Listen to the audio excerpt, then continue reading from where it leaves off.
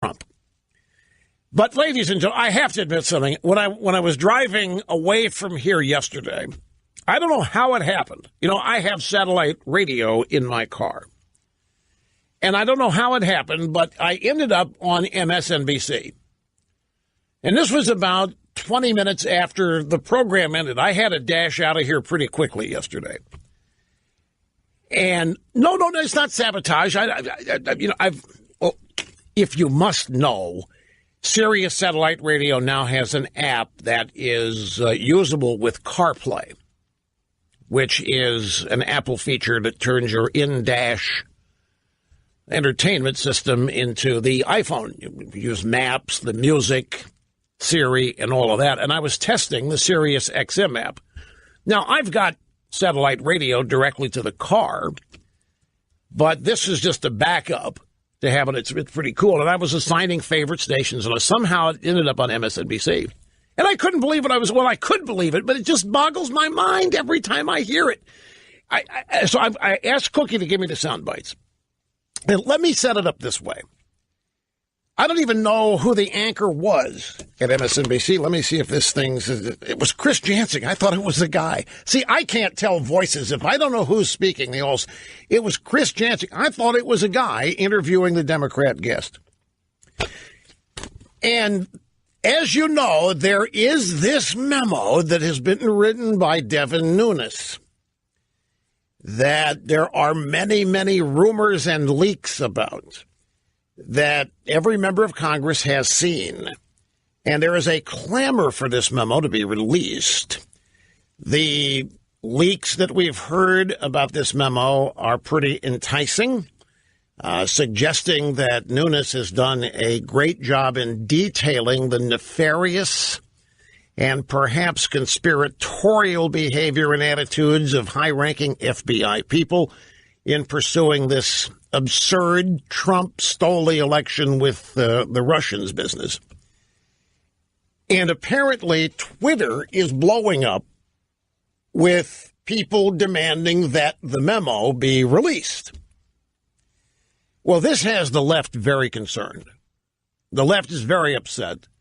And that's what this interview was about. You have to hear this. I hope it strikes you as funny as it did me, because I'm laughing out loud in the car. I am filled with mirth.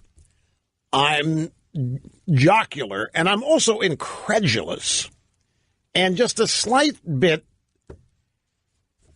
not upset, but just of the mind. Come on, can you people come up with something else? Do you realize how stupid you sound? While I'm laughing out loud at them. So here's the setup. Yesterday afternoon on MSNBC, Chris Jansing was interviewing Roger McNamee. He's the former mentor to Mark Zuckerberg. Facebook CEO Mark Zuckerberg is the guest, Roger McNamee. And Chris Jansing asks if he is surprised. If he's surprised by reports that Russia may be trying to influence the Mueller investigation by using Twitter accounts that are using the hashtag release the memo. In other words, Chris Jansing is saying, are you really concerned? Are you concerned the Russians are planting all of these hits on Twitter demanding that that memo be released and made public? No, I think this is exactly what we have feared. Facebook's initial reaction was that this was a one-time event. It would never happen again. And our fear was that what the Russians were really doing was they were using the tools at Facebook exactly as they were being designed to use. And until somebody stops them, they're going to keep doing it. And the issue we have is we have a perfect example you can see right in front of your eyes. It didn't stop in 2016. It's going on today, and it will continue through this election and all the future ones. Folks, I'm laughing at it, but is it not getting tiresome?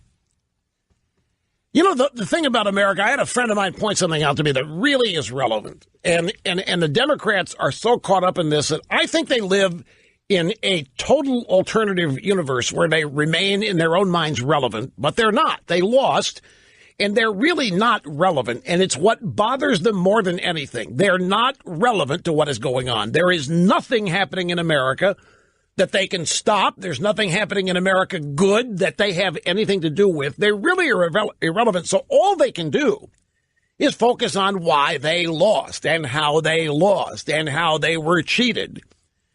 But most people after elections forget about all that, and they simply start paying attention to what's happening. Are their lives getting better? Did they elect the right guy or not? The Democrats are still focused on election process, and this is just absurd. So what's happening is that there are, and by the way, Twitter analytics shows that the surge in demands that the Nunes memo be revealed is from accounts of Americans who want to know what the hell happened. It's not the Russians. It's not a bunch of bots. It's legit. Twitter is being slammed by people, by Americans who want that memo released. Now, the Democrats can't admit that. That challenges their alternative universe, where they represent the majority of thinking, where the rest of the country is like them and hates Trump. They live in a universe where every American or most Americans regret their decision to vote for Trump, wish they had elected Hillary. This is the projection the Democrats engage in each and every day, the media as well. They can't accept that they lost, and so the Russians have to be the reason. They really believe this stuff, folks. This is the point. They believe all this. They talk themselves into these wild, unsupportable conspiracy theories. And they do it every day for so many days that it becomes their reality. And they can't imagine being on the wrong side of popularity. Their arrogance will not permit them to admit that they are a minority of opinion, of thought on any given issue. So when they see evidence on Twitter that gobs of Americans want that memo released, that doesn't compute. Most of Americans want Trump gone, not the memo released. Most Americans regret voting for Trump. They want Trump gone. They want Mueller to kick Trump out of Washington. That's the universe that Democrats live in. They simply can't accept the fact that a majority of Americans really want that memo released. So it has to be what? The Russians' fault again. And so the question that this McNamee guy got, are you surprised by reports that Russia may be trying to influence the Mueller investigation by using Twitter accounts? These are the people, by the way, this guy McNamee and all of the left-wing activist groups, these are the people who literally invented the bot to flood the zone, to create impressions that are not true. These are the people now being hoisted on their own petard. These are the people that created the bot, the politically active bot, to flood the zone and make people think that there are far many more of them than there really are. And now it's coming back to bite them. So they, of course, chalk it up. Yes, it's the Russians. And how about this first line? I think this was exactly what we feared. We have been worried about this ever since the election, Chris. Very, very worried the Russians would not stop at simply trying to affect the outcome of an election. Now the Russians are literally tampering with our precious democratic process. This is exactly what we feared, when nothing of the sort is going on and nothing of the sort can be proved.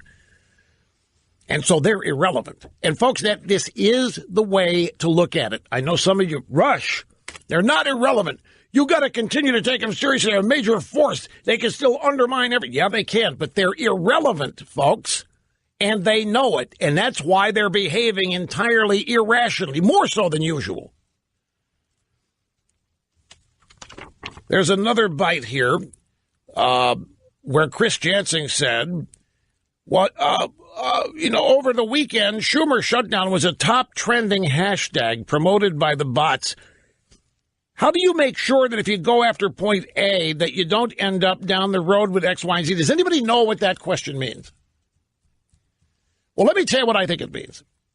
The next thing he's being asked about, okay, a lot of people showed up to protest at Schumer's house in Brooklyn, which is true, they did. And Chris Jansing is asking, could it be that the Russians are behind that too?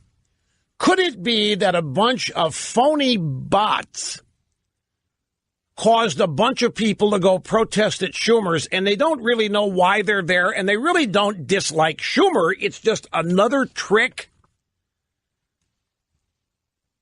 Over the weekend, Schumer shut down top trending hashtag promoted by the bots. How do you make sure that if you go after point A, that you don't end up down the road with X, Y, and Z?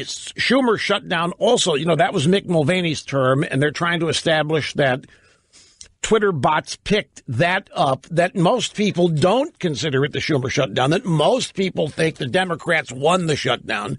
But is Twitter screwing us? Is basically her question to McNamee. Let's see what he says. This is a really hard problem.